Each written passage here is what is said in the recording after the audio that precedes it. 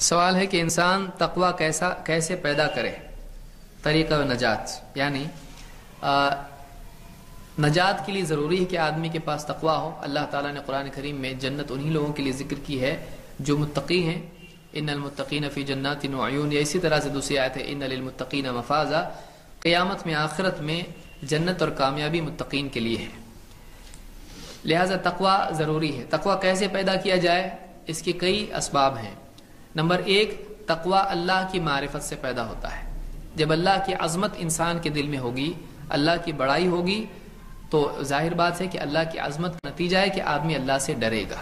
جب اللہ کو پہچانتا ہی نہیں ہے تو اللہ سے ڈرے گا کیسے؟ نمبر دو، آخرت کا عذاب اور آخرت کی پکڑ آدمی کے دل میں ہو، وہاں کا معاملہ، آدمی جنت جہنم کے معاملات کو جانتا ہو، قیامت کے دن کے احوال کو آدمی جانتا ہو، تو اس کے اندر تقوی پیدا ہوگا۔ اس لیے کہ جو آدمی، اس کو مثال کے طور پر کوئی آدمی، اس کو معلوم ہے کہ فلاں بیماری مجھ کو ہے، مجھ کو الرجی ہے، اگر میں یہ چیز کھاؤں گا تو بدن پر دھبے پڑ جائیں گے، یا نقصان ہوگا، یا بہت بڑا نقصان ہو سکتا ہے، آدمی اس چیز سے بچتا ہے۔ شوگر والا آدمی شکر سے بچتا ہے، اور بہت سارے لوگ بہت ساری چیزوں سے بچتے ہیں۔ کیوں؟ جب معلوم ہوتا ہے کہ اس کا نتیجہ نقصان ہے۔ تو گناہوں کا نقصان اگر آدمی کو معلوم ہو تو آدمی ڈرے گا اور تقوی پیدا ہوگا، گناہوں سے رکے گا۔ کیونکہ تقوی کیا ہے؟ اللہ سے ڈر کے اللہ کی نافرمانی سے بچنا، اس کو تقوی کہتے ہیں۔ اللہ کے خوف کی بنیاد پر ایسی چیزوں سے بچنا جن سے اللہ ناراض ہوتا ہے۔ اسی طرح سے تقوی کے لیے نفس کی تہذیب کی بھی ضرورت ہے، کیونکہ تقوی میں سب سے بڑی رکاوٹ انسان کا نفس ہے، وہ بننے نہیں دیتا آدمی کو متقی، گناہوں کی طرف لے جاتا ہے۔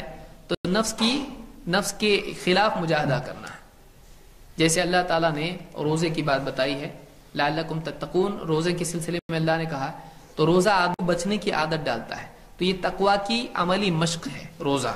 تو روزہ بھی آدمی ایسے اعمال کرے جس سے آدمی کے اندر رکنے کا مزاج پیدا ہو۔ بھوک لگی لیکن کھانے سے رکنا، پیاس لگی لیکن پانی سے رکنا، تو اس طرح سے رکنے کا مزاج تقوی ہے۔ اسی طرح سے نصیحت کئی اعتبار سے، دینی مجالس میں نا، اس سے تقوی پیدا ہوگا۔ دینی بات سن کر آدمی کے دل میں فکر پیدا ہوگی، عمل کا جذبہ پیدا ہوگا، گناہوں سے بچنے کا آدمی مزاج پیدا ہوگا۔ دینی مجالس، اچھی صحبت، اسی طرح سے قرآن و سنت کا مطالعہ، قرآن کو سمجھ کر پڑھنا، کیونکہ قرآن نصیحت ہے۔ اللہ نے فرمایا شفاء لما فی الصدور، میں بیماریوں کا علاج قرآن میں ہے۔ کیسے؟ جب آدمی پڑھے گا، اس کو سمجھ کے پڑھے گا۔ واعظ و نصیحت ہے، وہ آدمی کو سدھارتا ہے قرآن۔ اسی طرح سے تقوی کے لیے یہ بھی ضروری ہے کہ آدمی اللہ تعالیٰ سے دعا کرے، اللہ سے دعا کرے، کیونکہ اللہ تعالیٰ سے دعا کرنے سے آدمی کو تقوی ملتا ہے۔ اسی لیے اللہ کے نبی صلی اللہ علیہ وسلم اللہ سے دعا کرتے تھے، اللہم آتی نفسی تقواہا، اے اللہ میری نفس کو اس کا تقوی عطا کر۔ اسی طرح سے نماز کا اہتمام کرنا، نماز میں بھی اللہ نے فرمایا ان الصلاۃ تنہی عن الفحشاء والمنکر، نماز عملی پابندی کی ایک شکل ہے کہ میں پابند ہوں، قیامت کے دن کھڑے ہونے کی عملی مشق ہے، وہ یاد دہاں۔ تو نماز کا اہتمام بھی آدمی کو تقوی اس کے اندر پیدا کرتا ہے۔ تو یہ کچھ چیزیں ہیں، آدمی ان کا اہتمام کرے، تقوی اس میں پیدا ہوگا۔ اسی طرح سے اللہ کا ذکر ہے، ذکر سے آدمی کا دل پاک ہوتا ہے، اور اسی طرح سے شیطان سے حفاظت ہوتی ہے۔